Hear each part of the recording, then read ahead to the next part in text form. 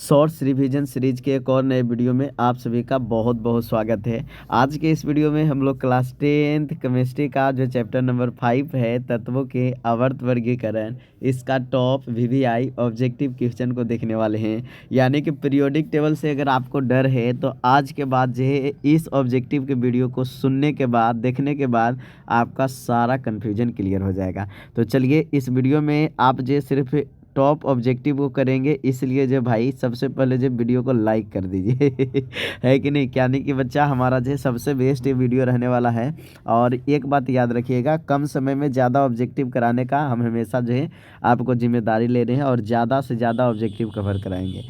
इस वीडियो में भी हम लोग जो लगभग 75 प्लस हम जो क्वेश्चन करेंगे और बिल्कुल कम समय में। तो चलिए हम लोग शुरू करते हैं। आवर्त सारणी के जनक जो किसे कहा जाता है? तो बच्चे आप सभी को पता होगा, आवर्त सारणी के जनक जो माने जाते हैं वो हमारे जो मेंडलीव साहब माने जाते हैं। तो आवर्त सारणी के जनक किसे कहा जाता है?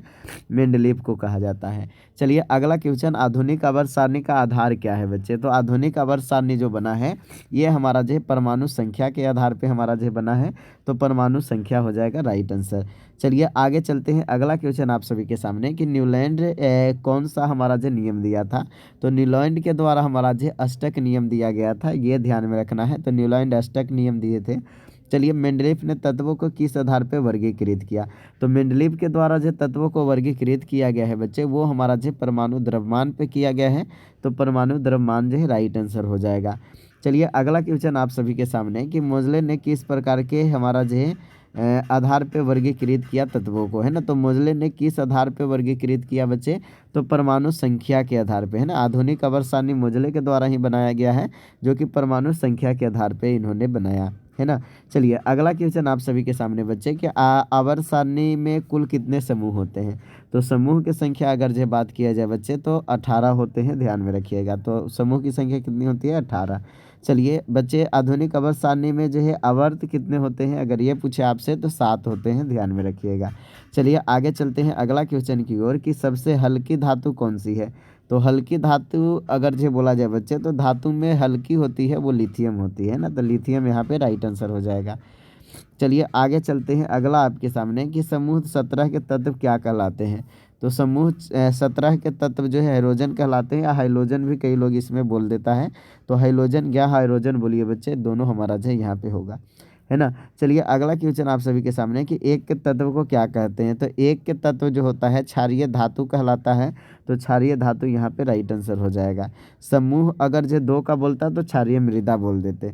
फ्लोरीन की विद्युत ऋणात्मकता कितना होता है बच्चे, है ना। तो फ्लोरीन के विद्युत ऋणात्मकता अगर जो देखा जाए तो इलेक्ट्रोनिगेटिविटी हमारा जो सबसे अधिक होती है। तो फ्लोरीन के सबसे अधिक होती है बच्चे, है ना। चलिए आगे चलते हैं। आधुनिक आवर्त सारणी को किसने प्रस्तुत किया बच्चे? तो ये आधुनिक आवर्त सारणी के बारे में बताए थे कि मोजले के द्वारा बनाया गया है। तो मोजले हमारा जो राइट आंसर हो जाएगा। चलिए आगे चलते हैं कि मेंडलीव आवर्त सारणी में कितने तत्व थे? तो जिस समय मेंडलीव अपना आवर्त सारणी तैयार किया था तो 63 तत्व ज्ञात थे, और 63 हमारा जो तत्व जो है उस समय खोज हुए थे। चलिए आगे चलते हैं कि लेथेनाइड किस ब्लॉक में आते हैं? तो लेथेनाइड अभी जो है बच्चे एफ ब्लॉक में आधुनिक आवर्त सारणी में रखा गया है, तो एफ ब्लॉक में बोलेंगे। चलिए अगला, आवर्त सारणी के बाएं से दाएं जाने पर परमाणु आकार क्या होता है? तो बाएं से दाएं जाइएगा तो घटेगा बच्चे, है ना। तो परमाणु आकार घट जाएगा। चलिए अगला क्वेश्चन आप सभी के सामने कि तत्वों के गुणधर्म की आवृत्ति जो है किस प्रकार आधारित है? तो गुणधर्म की आवृत्ति जो है किस प्रकार आधारित है? परमाणु संख्या के आधार पे। किसके आधार पे? परमाणु संख्या के आधार पे। चलिए अगला क्वेश्चन आप सभी के सामने कि समूह में ऊपर से नीचे जाने पर परमाणु आकार क्या होता है? तो ऊपर से नीचे आइएगा तो हमारा जो कक्षों की संख्या बढ़ेगी। अब कक्षों की संख्या बढ़ने का मतलब है बच्चे कि परमाणु आकार भी बढ़ जाएगा, है ना। तो बढ़ता है, यहाँ पे ध्यान में रखिएगा। चलिए आगे चलते हैं बच्चे। अगला आप सभी के सामने किस तत्व का बाह्य कक्ष पूर्ण होता है? तो बच्चे ये आपको पता होगा कि जितने भी अक्रिय गैस वाले तत्व हैं सबका बाहरी कक्षा जो है पूर्ण होता है। तो यहाँ पे हीलियम है, तो हीलियम राइट आंसर हो जाएगा। चलिए अगला आपके सामने है बच्चे कि क्षारीय मृदु धातु के समूह हमारे जे में होती है। तो बच्चे क्षारीय मृदु धातु के समूह में हमारा जो 2 होती है ना, समूह 2 हमारा जो क्षारीय मृदा धातु बोला गया है या क्षारीय मृदु उसी को बोलते हैं। हीलियम की परमाणु संख्या कोई अगर पूछ दे तब भी आपसे क्या बोलिएगा 2 है ना। हीलियम का परमाणु संख्या कितना है 2 है, 2 पे ही तो है, पहला पे हाइड्रोजन है ना। चलिए बच्चे आगे चलते हैं। अगला हमारा कि सबसे बड़ी परमाणु संख्या वाला तत्व हमारा जो कौन है। तो बच्चे सबसे बड़ी परमाणु संख्या वाला जो है ऑर्गेनेशन है। तो ऑर्गेनेशन ध्यान में रखिएगा, सबसे बड़ा हमारा जो इसी का परमाणु संख्या है। चलिए आगे चलते हैं हमारा बच्चे कि आवर्त सारणी में कुल तत्वों की संख्या कितनी है। तो अभी जो आवर्त सारणी है इसमें तत्वों की संख्या अगर जो बोला जाए तो 118 है बच्चे, 118 याद रखिएगा। चलिए तत्वों के आवर्त वर्गीकरण से ही क्वेश्चन है कि कौन सा समूह सभी गैसों का है ना। तो गैसों का समूह अगर बोले तो समूह 18 है, जिसमें सारा गैस जो है अक्रिय गैस हमारा जो यहाँ पे लीन है बच्चे, है ना। तो अक्रिय गैस की हमारा जो 18वां है हमारा समूह, है ना। चलिए अगला आप सभी के सामने कि अधातु कौन सा है इनमें से, है ना। तो इनमें से अधातु अगर बात की जाए बच्चे तो कार्बन है, कार्बन को अधातु हम जो है बोल सकते हैं। चलिए अगला क्वेश्चन आप सभी के सामने है कि कौन सा तत्व जो डी ब्लॉक में आता है। तो डी ब्लॉक में कौन सा तत्व आता है बच्चे। तो डी ब्लॉक में हमारा जो यहाँ से आयरन सिर्फ है जो डी ब्लॉक में आता है, बाकी सब नहीं आता है ना। तो यहाँ पे आयरन राइट आंसर हो जाएगा। चलिए अगला क्वेश्चन आप सभी के सामने, मोसले किस पर कार्य किया बच्चे। तो मोसले हमारा जो किस पे कार्य किया बताइए जल्दी से। तो हमारा जो परमाणु संख्या पे काम किया था, इसलिए जो है यह आधुनिक आवर्त सारणी का खोज कर पाया। चलिए आगे चलते हैं। अगला बच्चे कि क्लोरीन की परमाणु संख्या कितनी है। तो क्लोरीन 17 पे आती है, तो 17 हो जाएगी बच्चे। चलिए आगे चलते हैं। अगला क्वेश्चन आप सभी के सामने कि कौन सा तत्व जो निष्क्रिय नहीं है। तो निष्क्रिय अगर जो देखा जाए बच्चे तो यहाँ पे नाइट्रोजन जो है निष्क्रिय नहीं है, बाकी हमारा जो निष्क्रिय दिया हुआ है। चलिए आगे चलते हैं। अगला आप सभी के सामने बच्चे कि परमाणु आकार सबसे छोटा होता है। तो परमाणु आकार सबसे छोटा बोला जाए तो फ्लोरीन का होता है, और सबसे अभिक्रियाशीलता में अधिक हमारा जो फ्लोरीन होती है। चलिए आगे चलते हैं। अगला कि न्यूलैंड का नियम जो है कब दिया गया था। तो न्यूलैंड जो है 1866 में ही अपना नियम दिया था। न्यूलैंड के हमारा जो क्या था अष्टक नियम, है ना। चलिए तो यहाँ पे 1866 की बात है बच्चे। चलिए हमारा जो अगला हमारा जो है किसने त्रिक नियम दिया था। तो डोबेराइनर साहब हमारा जो त्रिक नियम दिए थे, तो डोबेराइनर के द्वारा हमारा जो त्रिक दिया गया था, यहाँ पे डोबेराइनर राइट आंसर हो जाएगा। चलिए आगे चलते हैं। अगला क्वेश्चन आप सभी के सामने कि कौन सा समूह जो है कैल्कोजन कहलाता है ना। तो कैल्कोजन समूह कौन है मेरे दोस्त बताइए जल्दी से। तो कैल्कोजन समूह जो है किसको बोलेंगे। तो ये बच्चे हमारा जो 16वां को बोलेंगे, किसको बोलेंगे 16वां समूह को बोलेंगे। चलिए आगे चलते हैं। अगला सबसे अधिक सक्रिय हमारा जो धातु कौन सी है। सक्रिय धातु अगर जो बोला जाए अधिक बच्चे बोले तो यहाँ पे फ्रांसियम है ना। चलिए क्या हो जाएगा फ्रांसियम हमारा जो सक्रिय धातु हो जाएगा। चलिए आगे चलते हैं। अगला आप सभी के सामने पी ब्लॉक में कितने समूह आते हैं। तो पी ब्लॉक में अगर जो बोला जाए तो गिन गान के हमारा जो 6 गो आता है, ध्यान में रखिएगा। चलिए आगे चलते हैं बच्चे। अगला आप सभी के सामने कि डी ब्लॉक को क्या कहा जाता है। तो डी ब्लॉक को संक्रमण तत्व बोला जाता है, इंग्लिश में ट्रांजिशन एलिमेंट इसी को बोलते हैं। चलिए आगे चलते हैं। अगला आप सभी के सामने कि आधुनिक आवर्त सारणी में समूह की संख्या कितनी है। समूह बोले ग्रुप बच्चे, तो ग्रुप 18 है और आवर्त बच्चे 7 है, ध्यान में रखिएगा। चलिए आगे चलते हैं। तत्वों के आवर्तता किसने सिद्ध की। तो तत्वों के आवर्तता जो सिद्ध किया है बच्चे वो हमारा जो किसने किया है, ये आपके सामने क्वेश्चन है। तो मोसले साहब ने, है ना। तो मोसले साहब ने आवर्तता सिद्ध की बच्चे। चलिए आपके सामने जो कौन सा समूह जो एक में नहीं है ना। तो एक में हमारा जो कौन नहीं है बच्चे बताइए। हलीना के रब से फरियाद हमारा जो मैग्नीशियम नहीं हो जाएगा क्योंकि ये दूसरा ग्रुप में है ना। तो मैग्नीशियम यहाँ पे राइट आंसर हो जाएगा। चलिए आगे चलते हैं। अगला हमारा बच्चे अगला है कि हे नीलम और करे एक्सरे रंगीन, ये समूह कौन सा के तत्व है बच्चे, है ना। तो ये 18वां समूह के तत्व है, ये हमारा जो है शून्य तत्व हमारे माने जाते हैं। चलिए आगे चलते हैं। एफ ब्लॉक तत्व कौन है बच्चे। एफ ब्लॉक के अंतर्गत इनमें से कौन सा आया हुआ है। तो बच्चे लेथेनाइड एक्टेनाइड ही तो एफ ब्लॉक में होता है, तो लेथेनाइड दे दिया है तो लेथेनाइड मार देंगे। चलिए डी ब्लॉक को क्या कहा जाता है। तो संक्रमण तत्व अभी हम लोग जो देखे थे, डी ब्लॉक को संक्रमण तत्व बोलते हैं बच्चे। चलिए अगला आप सभी के सामने कि सबसे अधिक सक्रिय धातु कौन है। तो सबसे अधिक सक्रिय धातु हमारा जो कौन है मेरे दोस्त, तो यहाँ पे फ्लोरीन हो जाएगा राइट आंसर, है ना। फ्लोरीन क्या हो जाएगा, राइट आंसर हो जाएगा मेरे दोस्त। चलिए अगला आप सभी के सामने एफ ब्लॉक तत्वों की संख्या कितनी होती है। तो एफ ब्लॉक तत्वों की संख्या हमारा जो 14 होती है, 14 यहाँ पे क्या हो जाएगा, राइट आंसर हो जाएगा। चलिए आगे चलते हैं आपके सामने कि किस तत्व में केवल जो है एक इलेक्ट्रॉन है। तो एक इलेक्ट्रॉन जो है किस तत्व में होता है बताइए जल्दी से। तो बच्चे यहाँ पे अगर जो बोला जाए तो हाइड्रोजन हमारा हो जाएगा, है ना। हाइड्रोजन में एक इलेक्ट्रॉन सिर्फ होते हैं। चलिए आगे चलते हैं आपके सामने बच्चे कि आधुनिक आवर्त सारणी है तो किस सिद्धांत पे आधारित है ना। आधुनिक आवर्त सारणी किस सिद्धांत पे आधारित है बताइए जल्दी से। तो बच्चे आधुनिक आवर्त सारणी हमारा जो इलेक्ट्रॉनिक विन्यास पे आधारित है। बच्चे आप सभी जानते होंगे इलेक्ट्रॉनिक विन्यास का कितना रोल है। चलिए आगे चलते हैं आप सभी के सामने कि अगला क्वेश्चन है कि कौन सा तत्व जो पी ब्लॉक का नहीं है, नहीं बोल रहा है यहाँ पे, ध्यान में रखिएगा। तो पी ब्लॉक में पोटेशियम नहीं आता है क्योंकि ये तो पहला ही ग्रुप का है बच्चे, और एस ब्लॉक में आएगा।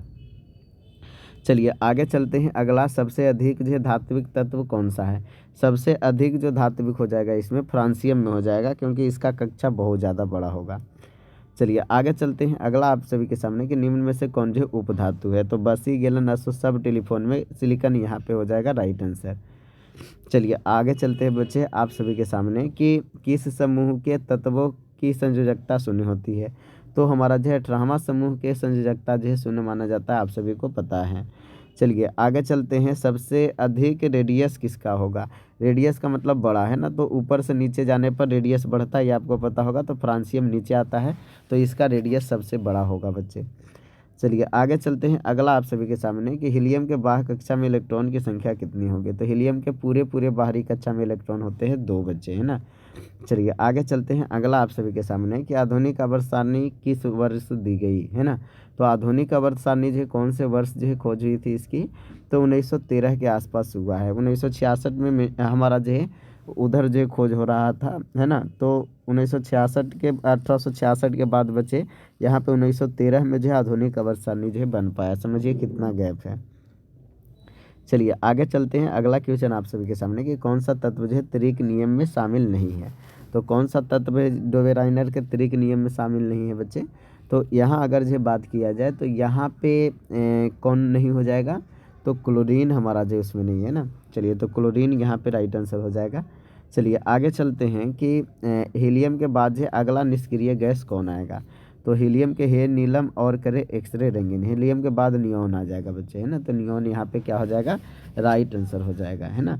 चलिए आगे चलते हैं अगला आपके सामने कि आधुनिक आवर्त सारणी में कुल कितने तत्व हैं। आधुनिक आवर्त सारणी में कुल तत्वों की संख्या कितनी है, 118 है, ध्यान में रखिएगा। चलिए आगे चलते हैं बच्चे अगला क्वेश्चन कि निम्न में से मेंडलीव की सारणी में कमी क्या थी। तो मेंडलीव की आवर्त सारणी हमारा जो है परमाणु द्रव्यमान के आधार पे हमारा जो है दर्शाया गया था। और यहाँ पे सबसे बड़ी हमारा जो समस्या थी बच्चे कि स्थान निर्धारण में असमानता था, है ना। स्थान जो है इधर उधर और एक ही जगह 2 तत्व रख दिए गए थे। रेडियोधर्मी तत्व कौन सा है। रेडियोधर्मी हमारा जो इनमें से कौन सा है बच्चे बताइए। तो यूरेनियम रेडियोधर्मी तत्व माना जाता है, यूरेनियम हो जाएगा। चलिए अगला आप सभी के सामने मेरे दोस्त कि कौन सा जो है ब्लॉक सबसे छोटा होता है। तो सबसे छोटा ब्लॉक कौन सा है बताइए जल्दी से। तो सबसे छोटा ब्लॉक हमारा जो है यहाँ पे सल्फर हो जाएगा। तो सल्फर हो जाएगा राइट आंसर। चलिए अगला आपके सामने मैग्नीशियम की वैलेंसी कितना हो जाएगा। तो 12 पे आता है तो 2 8 तो बच जाएगा, और वैलेंसी तो 2 बच जाएगा बाहर। चलिए तो 2 हमारा हो जाएगा। वैलेंसी में संयोजी इलेक्ट्रॉन, है ना। चलिए पी ब्लॉक के तत्वों में कौन सा शामिल नहीं है। तो पी ब्लॉक में कौन शामिल नहीं है बच्चा। तो सोडियम नहीं है ना। हलीना के रब से फरियाद इधर याद करते हैं, तो पहला में आ गया। चलिए आगे चलते हैं, हाइड्रोजन का स्थान किस समूह में विवादित है बच्चे। तो पहला समूह में रखा गया है हाइड्रोजन का स्थान, ये विवादित है बच्चे, है ना। चलिए आगे चलते हैं आपके सामने कि सीजियम जो है ये किस समूह का तत्व है। तो सीजियम कौन से समूह का तत्व है मेरे दोस्त बताइए जल्दी से।